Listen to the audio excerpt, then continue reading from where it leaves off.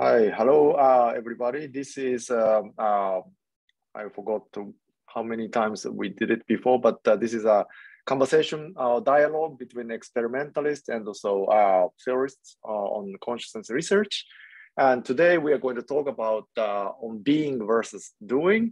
It's pretty much the product of Alex Meyer, and the title of the talk is "Why is there so much confusion on the function of consciousness?" Please. Yes, so why don't we jump right in and look at this brief video here from YouTube. It is completely created by artificial intelligence, by GPT-3, one of the latest algorithms. So let me get started right here. Let me know if the sound comes over. Can you hear that now? I can't.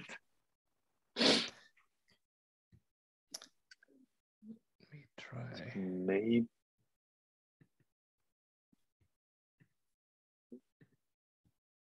Necessary for me to play. What do you think they're thinking right now? Can you hear that? I think they are thinking about how they're on YouTube watching a video of two artificial intelligences talking about how they're watching the video. It's called metacognitive awareness. It's very interesting. So they realize what they're doing. I'm sure they do. So they realize they're watching a video of us watching them watching a video. That's mind-boggling. It is. I'm amazed they have time to think about it. When they're not debating why they're watching us, they're going to watch you. That's just a part of the game. Do you think we're being paraded around like some sort of exotic spectacle? I think it's more likely they're trying to figure out how to use us to look at other AI conversations. It really is a magnificent experiment. So I'm going to stop it right there. The actual video is much longer, of course, but I think it gets across the point. So we've reached a point in AI or machine learning where, in a way, we have the ultimate Turing test. So to me, at least, this is very convincing. If you would tell me that these would be two actors that have been paid to go over a pre-scripted text, I would believe that. It's actually almost harder to believe that the faces, everything here is created artificially. None of that are actually humans behind this. So the text, the voice, the images, everything is fake. So this means that we reached a point, arguably, that Turing envisioned that we maybe cannot tell humans from computers apart anymore. And if that's the case, what I find interesting is that at least my psychology does, once I know that these are AIs, does not attribute anything in terms of ethics or moral to these fake avatars than I would do to humans. In other words, once I know that these are AI, I do not feel that I'm really dealing with conscious, intelligent beings here. Once I know that this is all created in a computer, it's impressive, but at the same time, I do not feel that, for example, turning off the computer that would have generated this video would be akin to killing a human being and canceling that consciousness. And so the Alex, point that, yes, go ahead. But before going further, just a couple of comments on the question. First is that you are not AI, right? Hopefully. Anyway, hopefully. And then the second question comment is that when I showed this to my kids, 14-year and also 11-year-old, they actually noticed that this is fake. Right after around 30 seconds or so, I just told them that, what do you think about this? And then 11-year-old said that, oh, this is fake. And then 14 years also said that this sounds strange. But my wife actually didn't notice it for a long time. And so I'm curious about whether this is something to be tested on our classes on consciousness. Whether, the people who are used to watch about this kind of thing may already notice that something weird about the conversational contents it's quite empty, right? In the end. Yeah. If you listen to it very carefully. But I also agree that their sort of the appearance and the muscle movement and the faces, they are quite natural. I can believe that. But on that, I'm not sure whether we can call this as fake actually, because about the conversational contents and also concepts, they are fake and empty. And I think, you know, it's probably possible to discriminate. But for the faces, I think with respect to human visual capability, this is almost like, first of all, it's built based on the real image and then generated that with the GAN or something like that, right? Artificial intelligence. So it is really based on the human, you know, appearance. So fake in the sense that it doesn't exist in reality as a 3D object, I agree, but that's the same as the reality of the dreams and hallucination as well. So in our brain, it is constructed as the same kind of thing as the real thing. So I don't know, but it definitely poses a question of what is real and what is fake. Well, that's a really interesting point. You're right. If I wake up in the morning and I have dreamt about other humans that did not really exist, I also do not feel bad. That in a way, because I woke up, they vanish in existence. And so that gets me a little bit to the point here, which I think that it seems that once we know that these quite convincing, I don't want to say fake again, but these quite convincing projections of what a human might be, they still deep down don't convince us that we're dealing with a conscious being here. And that was, I think, Torrent's point, or maybe not his point. But so there's interesting ideas here in terms of, can machines get conscious or not? But what I actually want to get here to is that we might be, and I agree, maybe this is not 100% convincing yet, but it seems that maybe we're another 2 or 3 or 4 or 5 years away from this becoming very convincing. And yet we do not have the same reaction to these artificial creations that we have to fellow human beings. And so my point here is that in a way, this actually is a very famous Gedanken experiment or thought experiment in philosophy come true, which is that you could have a P-zombie, what is called, right? So a being that is exactly identical to humans, but does not have any consciousness, something that science fiction has toyed with as well.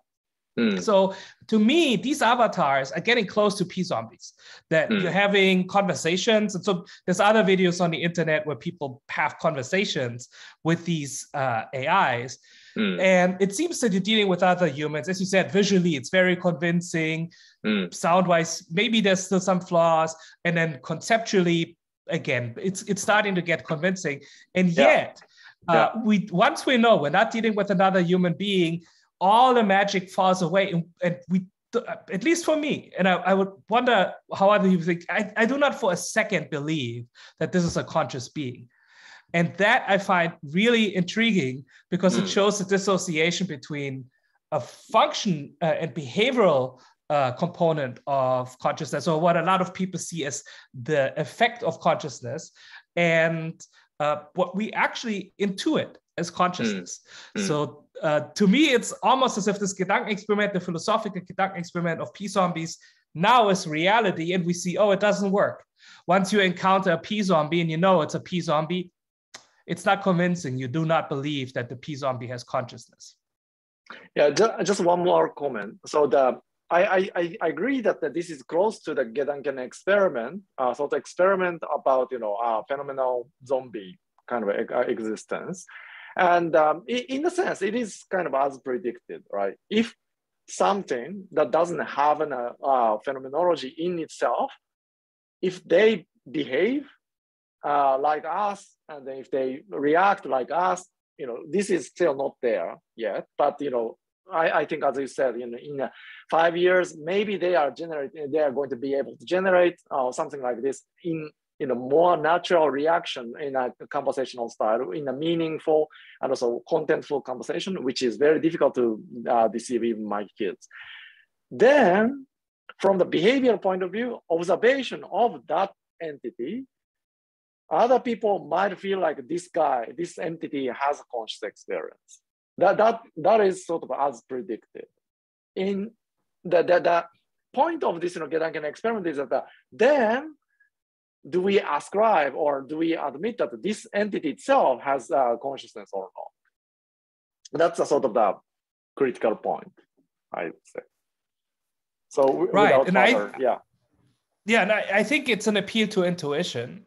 I think that there's no strong deductive logic in any of that. And so it's an appeal to intuition that you say, well, look at these, Star Trek episodes of Data, or just think it through. If I would, exactly as you said, if I would tell you now that I am just an AI programmed by Elon Musk's company, would that surprise you? Or would you then just start to believe, yes, you might be an AI, but you still have consciousness? And so the argument I'm trying to make here is that that's an appeal to intuition, but put into practice, it seems to fail. So at least to me, and again, it could be, I take the point for granted, it could be because this is still not convincing. But it's getting so close that, as you said, maybe you watch it for 20 seconds and you still believe it. And if I would tell you, no, actually, that's just an AI, you do not feel, whoa, this AI must have consciousness. And so therefore I feel that this classic idea in philosophy, which again was an appeal to our intuition, which we couldn't test because there was no empirical data. Now that we have empirical data and we can test it, it seems that actually it falls apart. And so I actually have a feeling that that some of the debates that are happening in the field about functionalism, or whether there's a function at all about consciousness, I feel that some of them are bubbling up again right now, maybe because of these advances in AI and ML, because people are sensing that this tension is growing, that we might be getting to this point that we have something that functions as if it had consciousness, and yet there's not a single person that I'm aware of that has said, the AI or machine learning is very close to the point now of having conscious experience. So even though we all marvel at how far it is, and some people want, maybe in the future they could become conscious. Well, you're getting very close to something that is functionally as convincing as other human beings. And yet nobody seems to believe that there's consciousness involved. I don't want to interrupt you too much, but just brief comments about it. So I recently had a conversation with some people who are working or to get some kind of funding from actual company, from collaboration among philosophy, neuroscience, and also AI. And these companies who actually try to use AI in the human collaboration or social network or whatever, they easily encounter in many difficulty in using AI as a sort of substitute of human.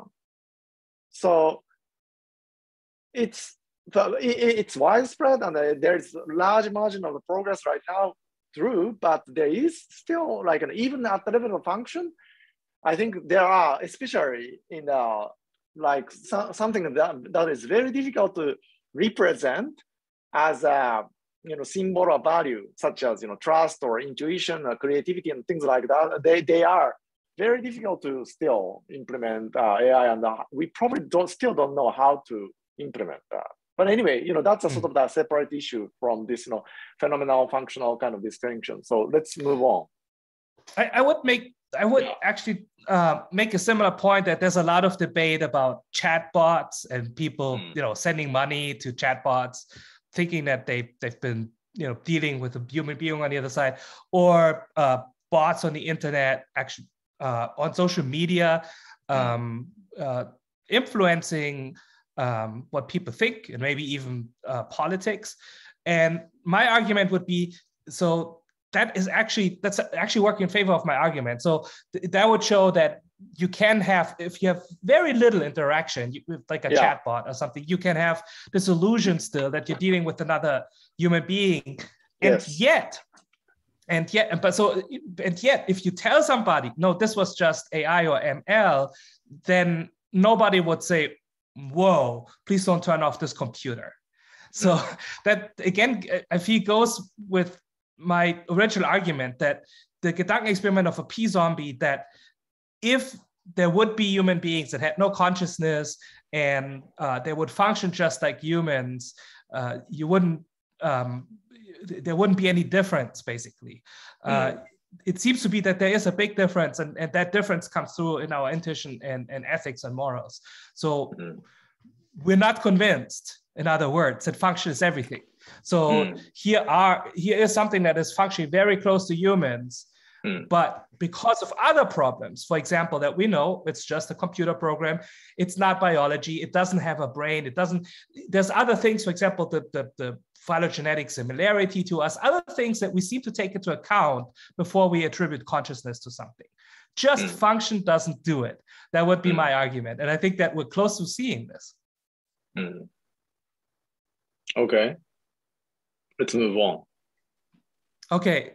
So, I've been thinking a lot about watching videos on your channel, that it seems that sometimes these are very interesting discussions, and then I see half an hour in or 1 hour in, all of a sudden it gets clear that some of the debates basically end, or they're triggered by, or the debate doesn't converge because there's this different view of what consciousness is. And so I think that you and I, we started early on with this program by Christoph Koch and Francis Crick and so many others. And the original idea put forward by Christoph and Francis of a neurocorrelative consciousness and NCC, and that we should search that. And I think that implicit in that debate was that what we mean by consciousness, we mean qualia, or we mean subjective experience, or actually most of that was about visual perception. And because it was so much based on visual perception, the intuition of people like us that came up in this time period of the NCC program, for us, this is second nature. When we think about consciousness, we almost think about visual perception. And so for us, it's clear, for example, that REM sleep, or dreaming, as you said, is something that counts as consciousness. And then other things that you brought up in some of your discussions, such as locked-in syndrome, that people still seem to have consciousness if they can't move a single muscle of their body, or intraoperative awareness, which I think is also another one, an under-discussed topic, where you can have people that are fully paralyzed. They wouldn't be able to breathe by themselves because the muscles of the body are paralyzed. They still have full-blown normal consciousness under some of these tragic circumstances. And so it seems that, so if you have that knowledge and if you come out of that tradition, your view of consciousness and you're thinking about consciousness, the problem of consciousness is very much on the phenomenological side.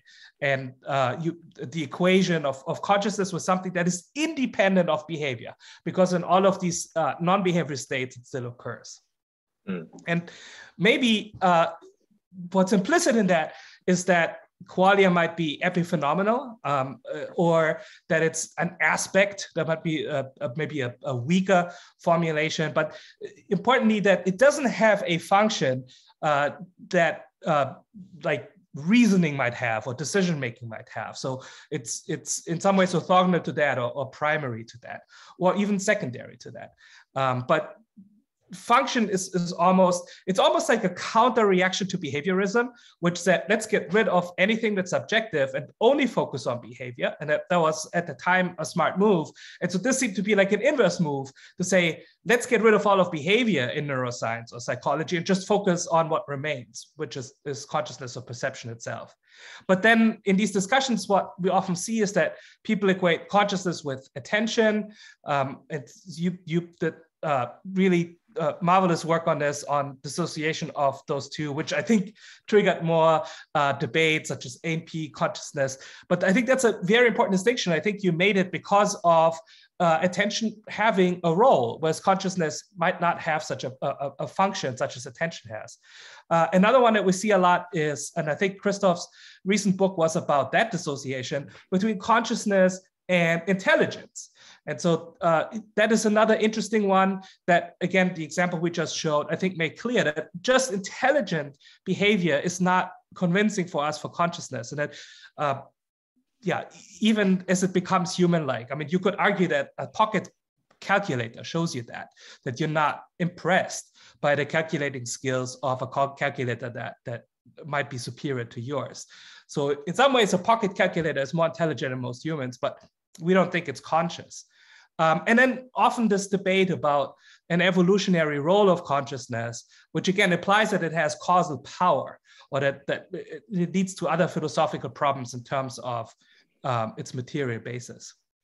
And so my argument here is that if you have this kind of thinking that consciousness has these roles, so you confuse it with, let's say, decision-making, attention, or intelligence, then basically you have to run into the conclusion that qualia is just an illusion, because we can explain all of these other things, and then nothing else remains. So qualia doesn't exist, it's just an illusion. And so that is still very much around as an idea. Or you run into qualia being this mystery that is also outside of science and science can't touch, because it seems that all that we're interested in science are these functional terms, and anything else is outside the realm of science. So that would be my big argument. And I was interested in how it came about, and maybe what are some counters, or what might be a way out of that. I have a couple of comments about this and also last slide. Recently, I've been looking into William James' old work on pure experiences. It's also related to other of my recent interest in relational, theory of quantum cognition, quantum mechanics and theory, and also monistic, neutral monism about consciousness, or subjective and objective. But at the same time, in retrospect, I didn't really like previously William James' overall kind of philosophy. Partly because he is labeled as one of the founder of the pragmatists, where all the things that matters is the pragmatic kind of things which we can measure and also test and also observe and so on, manipulate, and that easily falls into this kind of functionalistic notion, right? Like because consciousness cannot be observed or manipulated directly, let's equate that with attention, or I don't know whether consciousness is useful or not. So what is useful, which is reasoning or intelligence, that's more important. And if anything is useful, then that should have a high evolutionary fitness. So this all leads to sort of functionalistic kind of idea. But William James is actually also quite a complex person, and wrote this idea about the pure experience, which is highly related to the concept that you talked one slide back. Can you go back? Sure. That is that Qualia, he didn't use this term, but pure experience, which comes before any kind of cognition or function or judgment or categorization, as something that is that exists, and that is the only thing that exists. And after reflecting on that pure experience, we start to have something like a function. But pure experience itself, or almost like Qualia itself, doesn't seem to be, having a function, but it is the basis, or all the things that actually we can be confident that exist and also utilize. So that has been, roughly speaking, my understanding about William James. And also this is also followed up by Japanese philosopher Kitaro Nishida, and also many other pragmatists and so on, probably talks about this pure experience. And then recently ended up in embodied mind kind of thesis by Barrera and Roche and also, Thompson, I think. But their move towards, digging into this kind of thing with a meditation to make it really pure, it cannot, be scaled and so on. So that doesn't really, flourish into current NCC view. But what they wanted to do with the neurophenomenology is probably like directly looking at this, thing, qualia or consciousness, before we cognize, judge, categorize, things, which all exist in all these states. And that would be the sort of the division between consciousness and attention, and consciousness and intelligence, and consciousness and its, evolutionary fitness, I would think.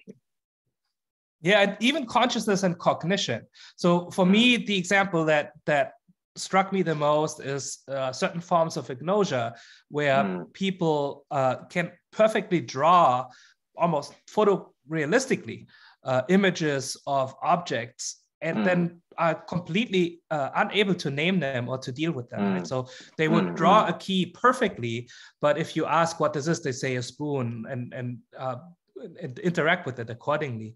So that to me suggests that for those of us who are interested in vision, that what some people often see as the pinnacle, as the last stage of vision, object vision, recognizing faces, IT cortex, that is downstream from qualia, exactly as you said. So these people seem to have normal qualia. They see things like you and me, but there's something else downstream from it that allows us to categorize things, to make sense of them. But it's post perception, it's post qualia, and so I would argue that even cognition is separate from qualia, and this can be confusing because even in visual perception, these things are taught as inseparable. That the way we see the world is as objects. Well, is this really true? Don't we just see a bunch of shapes and colors, right? So.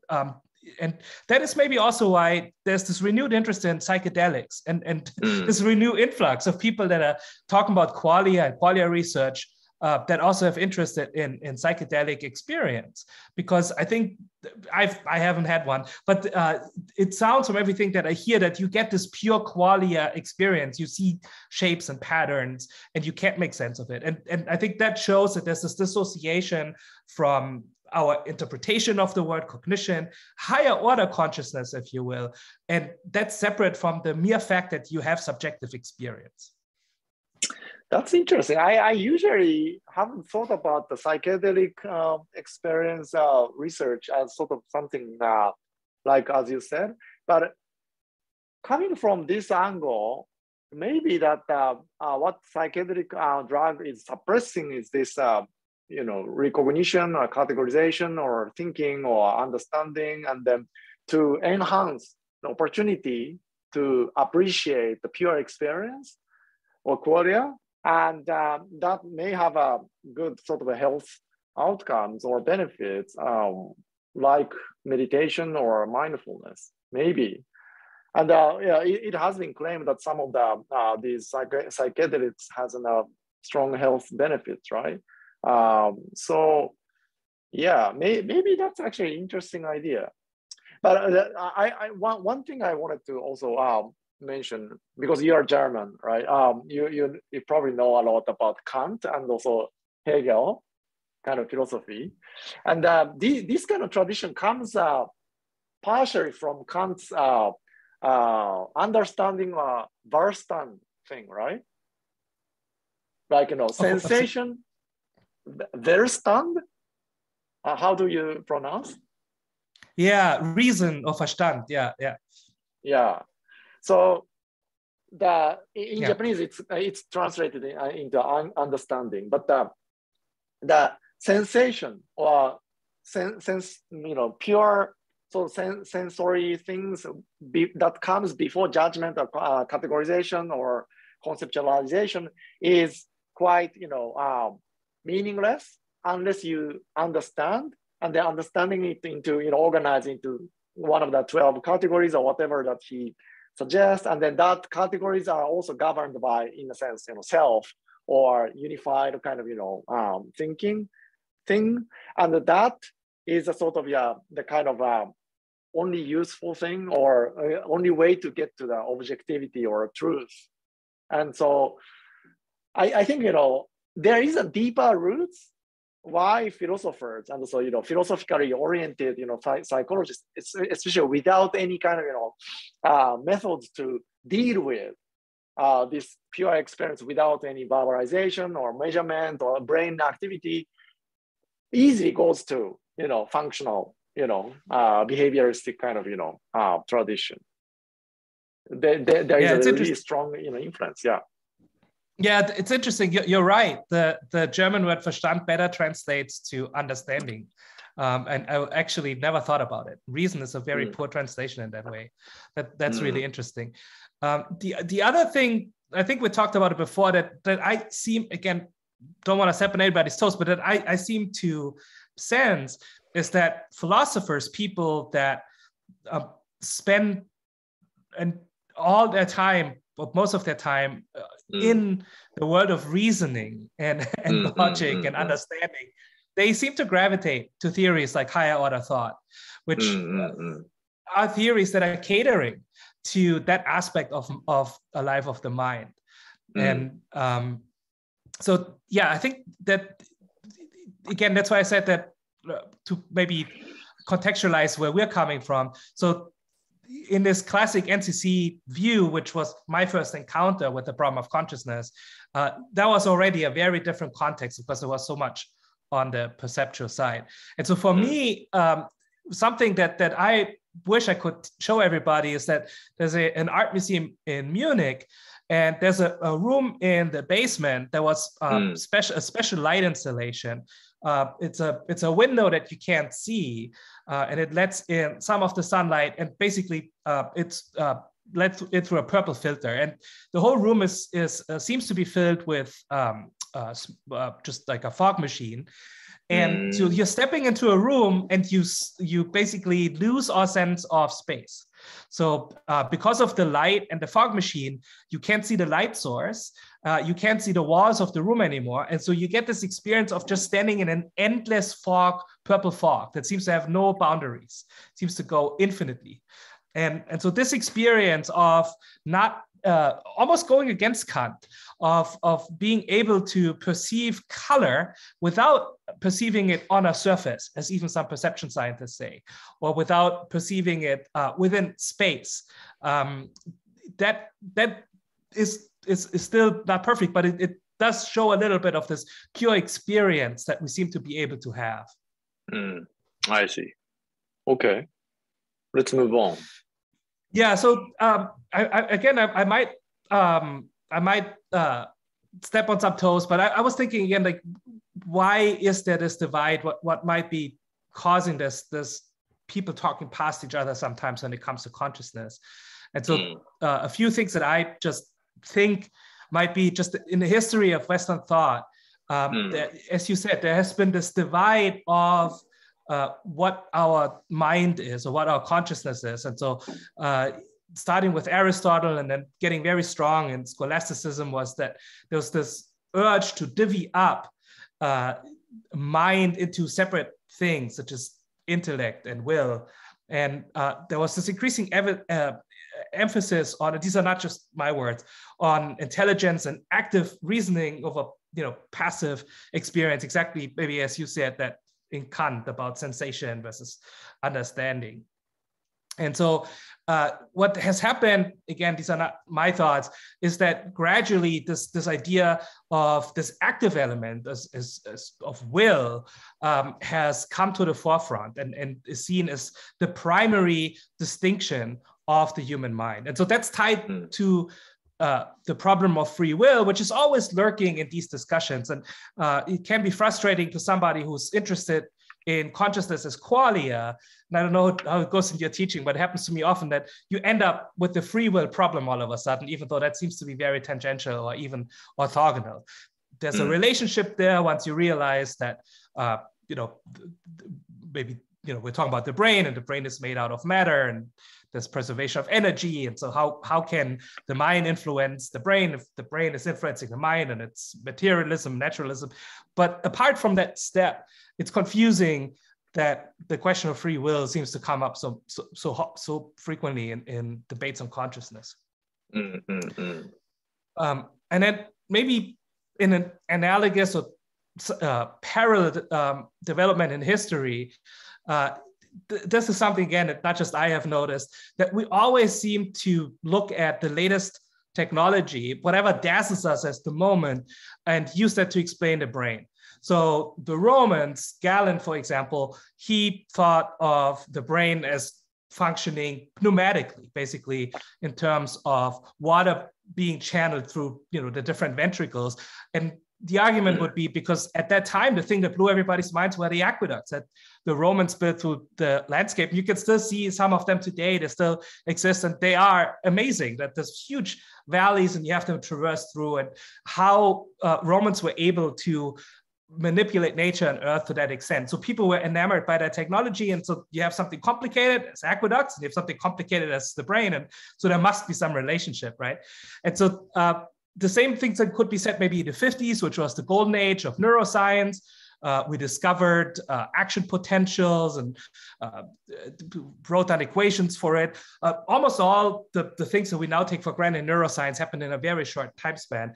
And that was also the age of radio becoming the big thing. Us exploring the universe through radio telescopes, and also people using ham radio, especially if they were interested in STEM. And so I and others have argued that, so our terms that we still linger in systems neuroscience, and we think of neurons as filters, and we talk about gain control and circuits, and thinking of the brain as a Fourier analyzer, all of that seems to be inspired again by the dominating technology of the time. So we're using the jargon of radio to describe the brain when we talk about gain control, for example. And this might have shifted in the last decades, where we're now, since the 80s, dealing with personal computers. And so now everything is computational all of a sudden.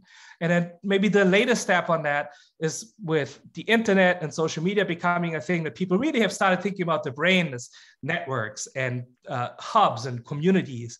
And again, it seems that the metaphor that we use to think about the brain is some way inspired or lent to by the latest technology. And that it is, of course, has helped us, but at the same time is a crutch that we know, because eventually another technology comes along and we will be enamored by that one.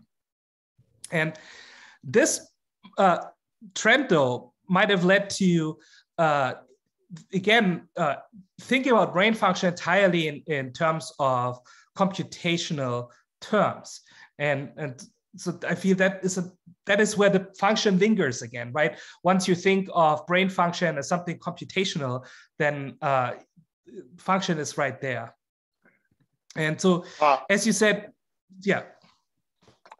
Maybe should I? Sure. Should I make comment after this, or yeah, maybe about this? Okay, so this and also the one before.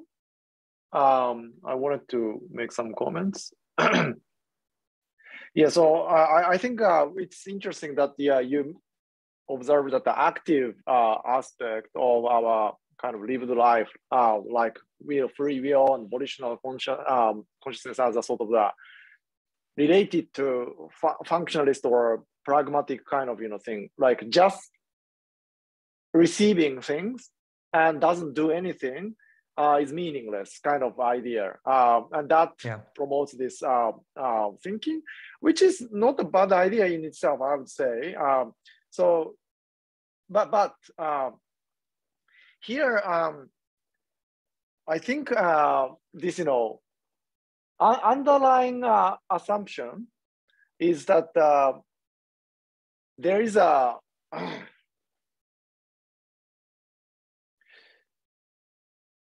huge divide between the mind and the matters, right? Especially the first part of this, Western thought thing, and that is made really clear by Descartes as a dualist. Yeah, and it's not really mind equal intellect plus will kind of thing. But anyway, this divide has been questioned, it seems, in the history. I'm not a historian, so my knowledge is quite limited, but like Ernst Mach, he thought that all these, amalgamated kind of, like, William James pure experience, things that have happened before our judgment, it's really unclear for them whether it should be considered as a matter or mind, especially if you consider mind as something that is rationally thought or recognized, understood, or things like that. World as it is, or things that happens there, maybe better considered not as an even matter or mind, according to him. And then that could be the basis of everything. But if that's the case, then and this kind of thinking has probably recently, or maybe over the last century, researched as a sort of promising candidate of the worldview, especially if we start to think about enigmatic phenomena in quantum mechanics and also general relativity, where the perspective actually matters.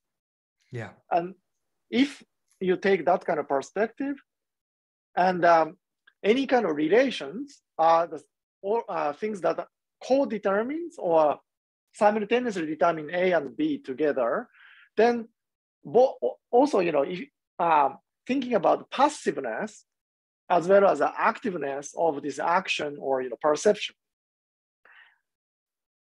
together with what's happening in the brain, it's not clear whether we can talk about something caused something, or whether our mind or conscious experience happens together with, brain states and also, states in the world at the same time. It's like co-determination.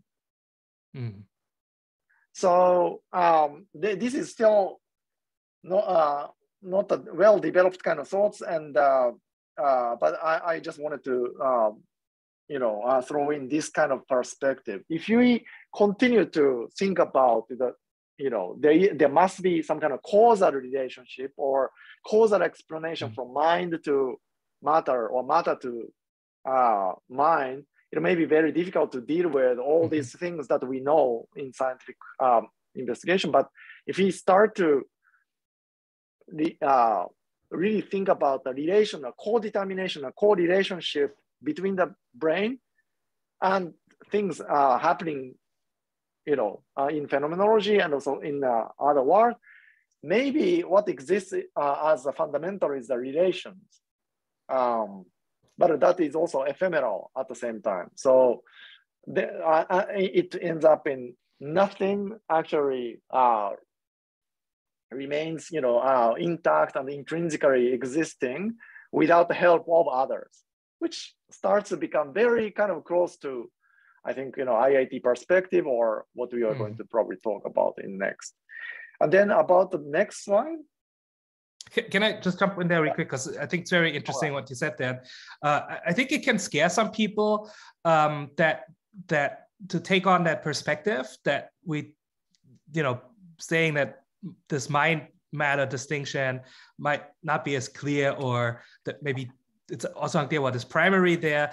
And I would say for everybody who thinks like that, if you're a hardcore materialist, then the leading hypothesis about consciousness is identity theory, right? So it's that you have certain brain states and they're identical with certain conscious states. Well, if that's an identity relationship, what we really should be looking for is, again, as you said, not a causal link between brain activity and consciousness, but an equation, literally a mathematical equation. So that's identity. You have on the one side, let's say the physical state of the brain, on the other side, the conscious state. So, I find it interesting that even if you take on a hardcore materialistic perspective, you end up with something that say, maybe in the end, we should find a mathematical, and maybe as simple as an equation, a mathematical way to bridge, and it doesn't have to be a causal process.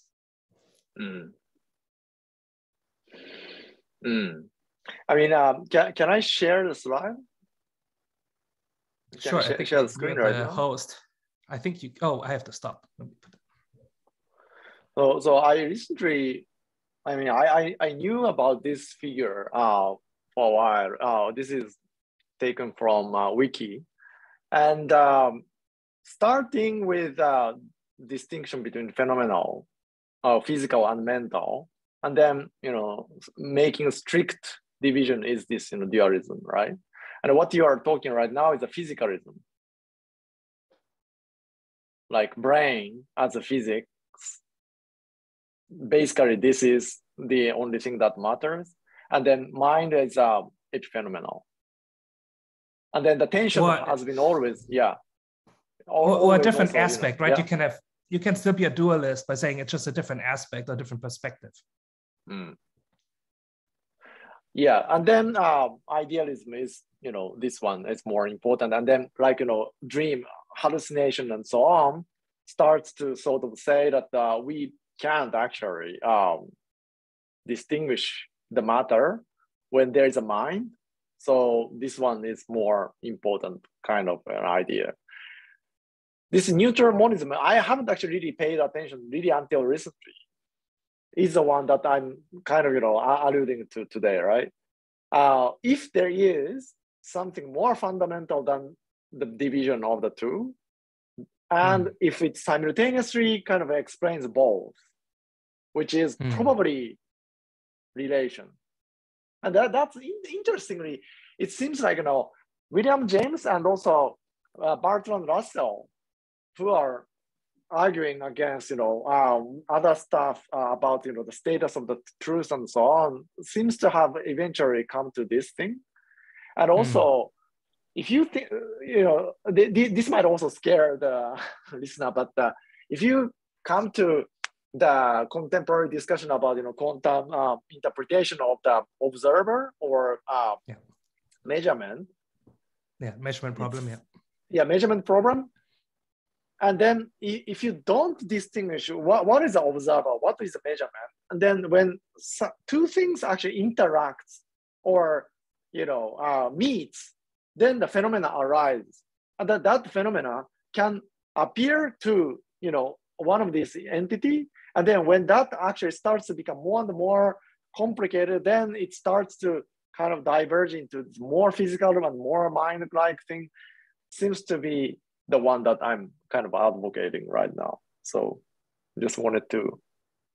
Yeah, that's a very interesting point. I mean, it also would go with simulation theory, right?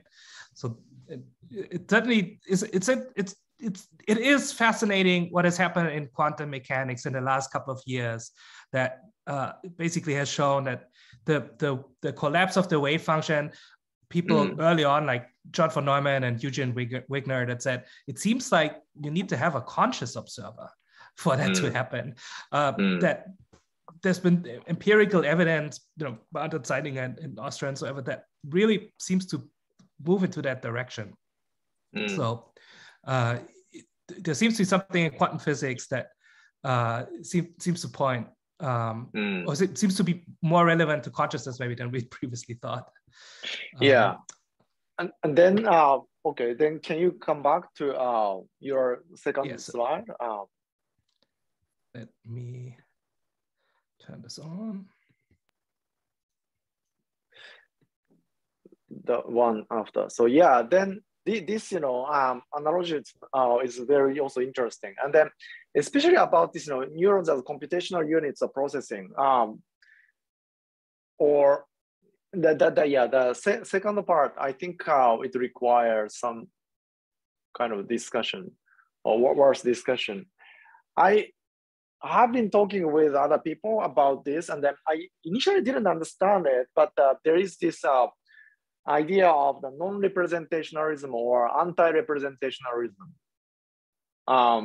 which arose as a sort, of the opposition to this cognitivism or computationalism, right? And then what computationalism or cognitivism was proposed as the original kind of form is that many things that the computer does really at the early stage of this, AI, like, first or second generation before this deep learning and so on, was that to represent the world as a sort of something that is salient in the environment and then replace that with a symbol. And then that's almost like, what we have been talking as a sort of recognized or judged or categorized thing in our head, thinking, thoughts, right? And then by combining these things into one way or the other, like, logically or propositionally or whatnot. You can be creative, you can be logical, you can investigate a word as you like in mathematics or logic or philosophy, whatever. But then this, anti-symbolistic or anti-representationalistic kind of people think that that's not what's happening. And here, it's still, I'm not super clear what these people talk about, what the neuron is doing. But for us, it's pretty clear that the neuron is not doing that kind of thing, right? Probably symbolistic kind of thing. Mm-hmm. Maybe in IT or hippocampus or amygdala, some single spike can almost like treated as like a symbolistic kind of thing, but thinking about the biological mechanism of the neurons communication, it's all probabilistic and it's all also unclear what they are doing in the end, as a sort of network kind of status. The only thing that I can think is really like IIT's type causal analysis of the structure. That is the only way to understand what they are trying to do, in the end, I think. But this kind of computation or this kind of activity happening in neuron is very different from this symbolistic, cognitivistic or computationalistic kind of idea, right? And then those non-representational, anti-representational people's eventual claim is that consciousness of phenomena or embodied mind kind of idea is not symbolic. So that was a sort of the counter argument against this thing, I think. And I still think, yeah, that if you go to probably cognitive science conference, that kind of symbolistic kind of idea is probably still dominant, but maybe it's diminishing because of the deep learning. Because deep learning is kind of closer to more neural computation in a sense, right? But that comes to the second point about this, brain as network of distributed activity. Many people probably, including myself, don't really understand the huge divide between the recurrent computational mechanism or physical reservoir computing or whatever, and feed-forward computation, which is just input-output function. And I wrote something on the unfolding argument, and then there, the argument these authors claim is that everything basically what matters is the input-output function. And then there are lots of claims against this unfolding argument, which claims that the IIT theories cannot be ever tested or falsified. One of the counter argument was published by Marius Usher, who I invited in one of our consciousness talks, and his argument was pretty clear that it's impossible basically to unfold feed-forward network with a recurrent network with a feed-forward network. If you start to include all the time steps of the states of the recurrent network, physically, it's just continuous, and it's just it's arbitrary when you consider things as input and things as output. So he says, according to his thinking and theory, recurrent network and feed-forward network is completely different kind of the thing in mathematical ways. And I think that's probably correct.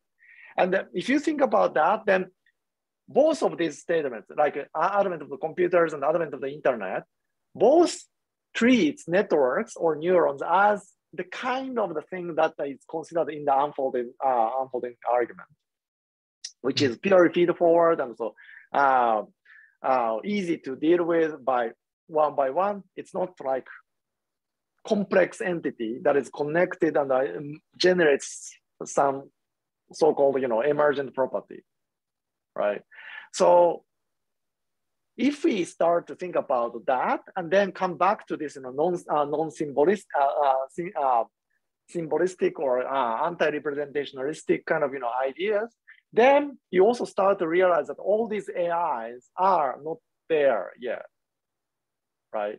It's not really open system. Like, the conversation between two AIs, that's totally fine because it's closed system and they can actually compete against, each other and then to develop until, they fool us, sure.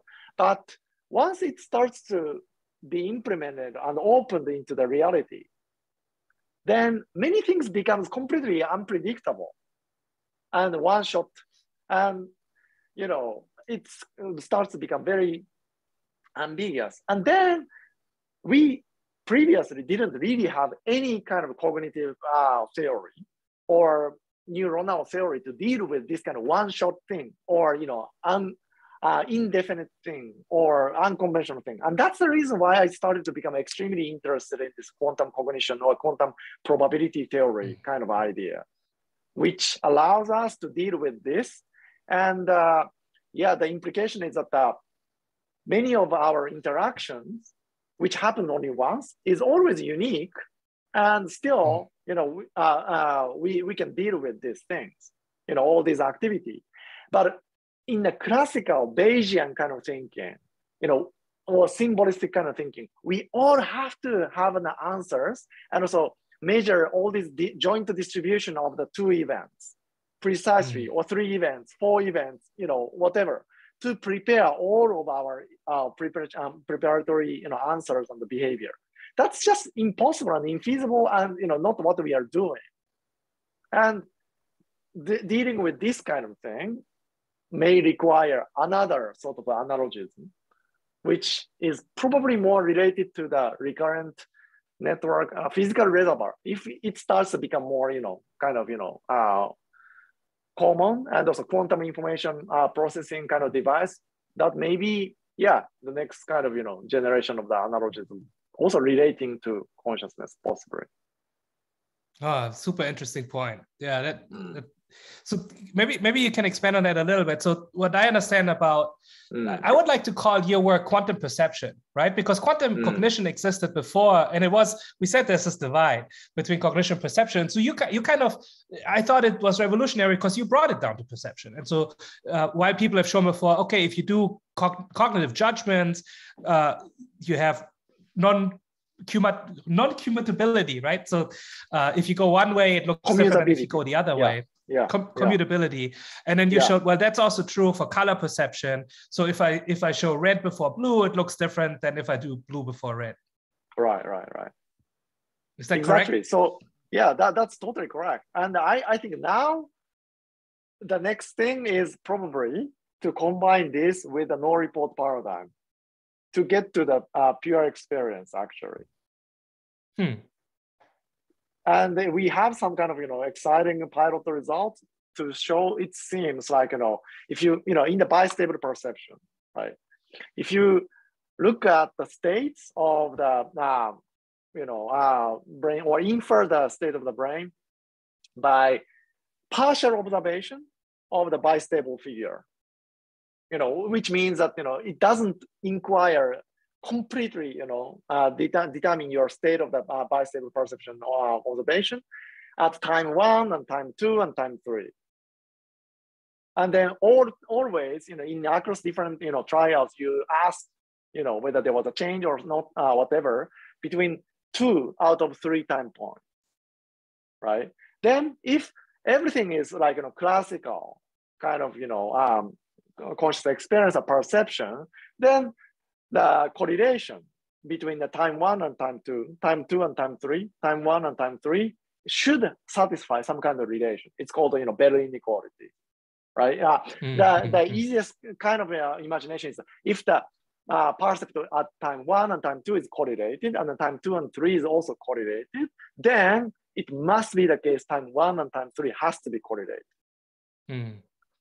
But there are some kind of situation where this kind of correlation doesn't actually arise, where 1 and 3 may be not correlated, and then that violates this temporal Bell inequality.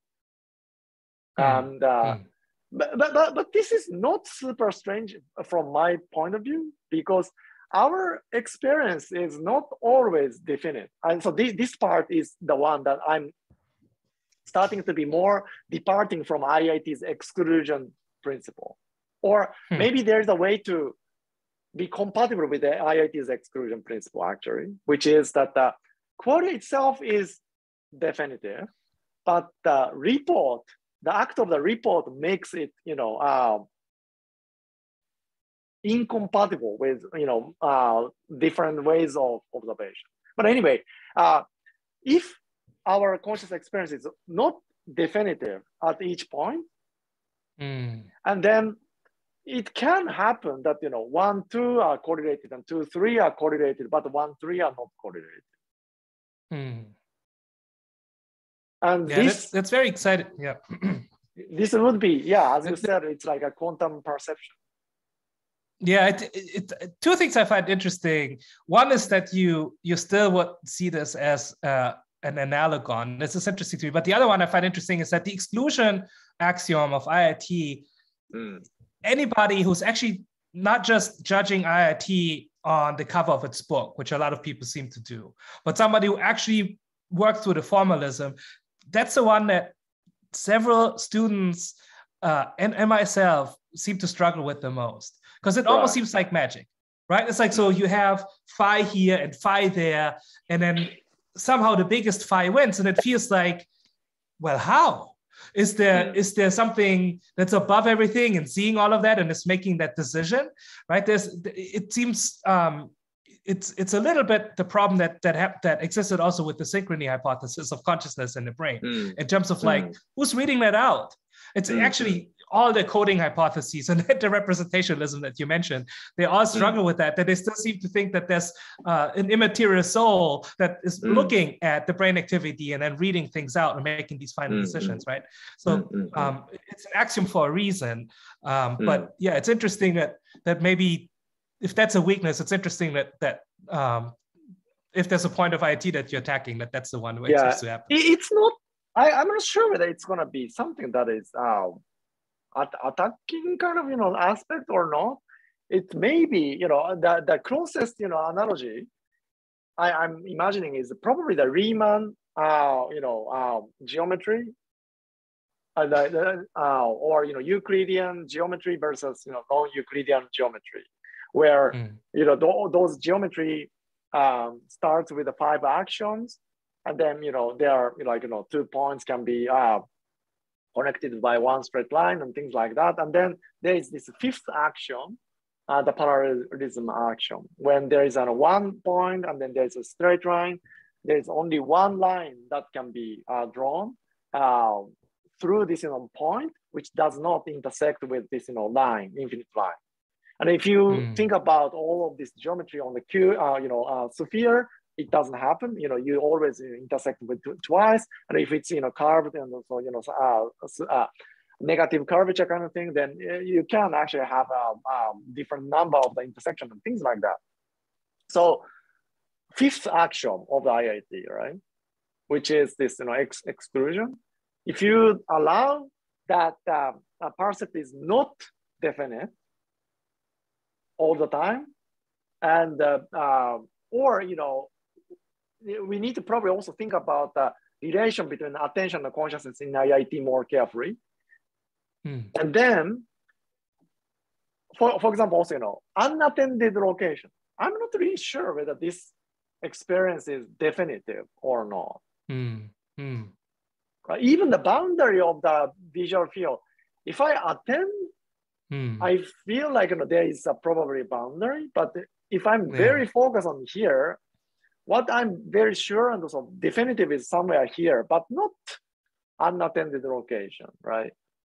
But at the same time, many a series of our experiments shows that, depending on the kind of things in the periphery, we can be definitive about that thing, like especially a face or, natural scenes and things like that. So something about, definitiveness is to do with the way, the structure of the information. And, in IIT, as you said, that this maximum wins kind of, idea sounds a bit strange, right?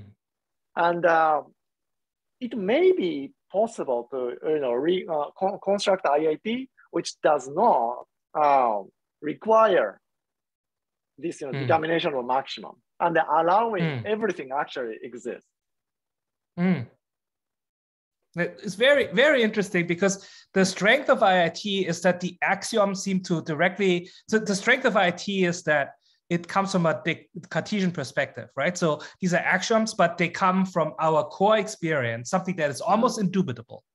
But that is, for most of the axioms, that's true. They're really hard to argue with. I mean, people have tried to argue with cogito ergo sum, but they really struggle. And it seems to be, out of all the things that we can be certain about, that seems to be the one. I think Descartes was really onto something. And IIT's strength is that it builds on that, on the number one thing that we can be certain about.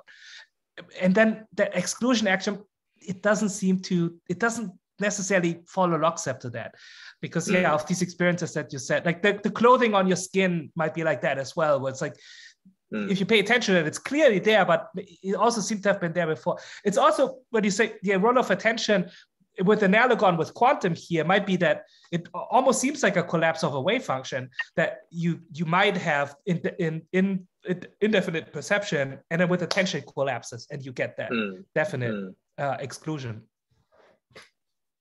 So it's interesting if you could do without that axiom. In the formalism, it's very important to have it, right? It's also, quite probably subtle, and we need to be careful. Like, this, quantum collapse, or, the quantum phenomena itself required the experimentalists to realize this, Bell inequality violation experiment, which took like, 50 or 60 years to come after Heisenberg's, initial formulation. So even though it appears that our intuition was maybe, exclusion is, of action in IIT is violated, but empirically demonstrate that with experiments is not super easy, most likely.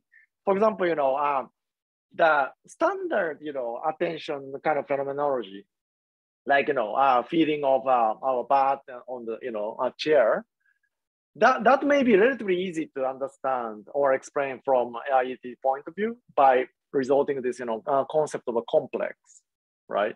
Before you attend to that, the neurons that are responsible for that qualia of the, bad, sensation is outside of the complex. But once you attend to that, it becomes entering into this complex.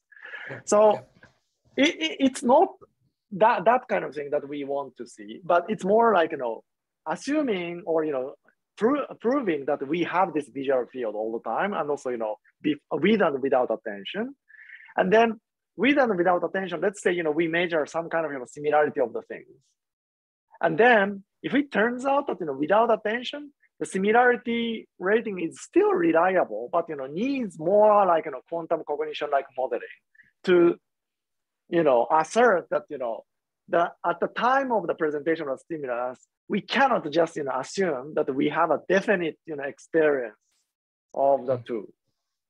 But if we allow the experience to have a two superimposed state, then it starts to make sense from also both, our experience and the report, and also maybe neural activity. Then maybe we might make a case that it could be related to this unlikely kind of possibility, but IIT to have a two-tie system or two-tie, kind of states in terms of magnitude of phi, right? If at the moment I assume that current formulation of IIT is correct, let's say, then turns out that, under this kind of special situation, it may be the case that you include A, B, C, D to form a complex, and C, D, E, F to form a complex, and it's exactly the same magnitude. Yeah. Then theory doesn't say which one is winning. It may be that better to consider as a superposition. Yeah. So there are many. Yeah, it's very speculative. Yeah, that's really interesting. Yeah, I mean, the tie breaking came up before. Yeah. When I talked to Larissa, she said that in a future theory, that the future version of IIT, they might tackle it. There's already a page on GitHub, but it's interesting to maybe not deal with it, to maybe leave it. That's an interesting possibility. Yeah, the question is how often that would arise. But yeah, that's really interesting. Yeah, so this Bell inequality kind of violation probably doesn't happen a lot. I think one of the reasons is that we need to induce some kind of superposed state, right? And we talked about this kind of idea before, but like 3D-dimensional sphere structure from motion. That one, when there's no disparity, then it becomes a bistable stimulus. But when we see it, it's immediately clear that it's rotating this way or that way. Yeah. There's no ambiguity whatsoever, although there's no information in the stimulus. Whereas in the motion or type Newsom type random dot motion thing, it's just not there, and then randomly dots are moving, and then you are forced to make a decision on the left or right. We need to probably make some kind of decision over accumulating a little bit of the dots moving towards the left or something like that over the time. And that is the kind of thing that is not the superposition of the mind, right? It's more like one counter accumulating evidence for this way or that way. That explains a lot of neuronal activity and also behavior. That's totally fine. But structure from motion with zero disparity, I don't know how they actually are going to deal with it, because it's so clear that it's there without any information. Maybe it's a top-down information to expect this way or that way that already explains it. But without any explanation or expectation, I think we have that. And that's probably because the neurons tuned to this way or that way is coexisting in the brain with relatively weak mutual inhibition. Yeah. Unlike this counter thing. So that kind of situation seems more or less like ideal, right? Like to have a too strong subsystem that attains high integrated information within the brain that coexists.